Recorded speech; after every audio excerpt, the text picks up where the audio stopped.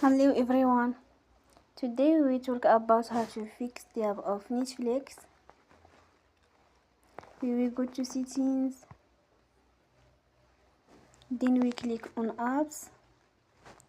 After that we search the app Netflix and we click. Then we will on for stop. After that we go to storage. Then we click on clear cache.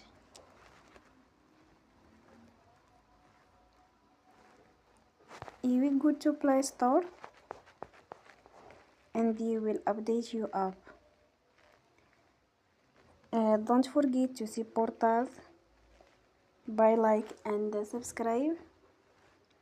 See you next time and thank you for watching.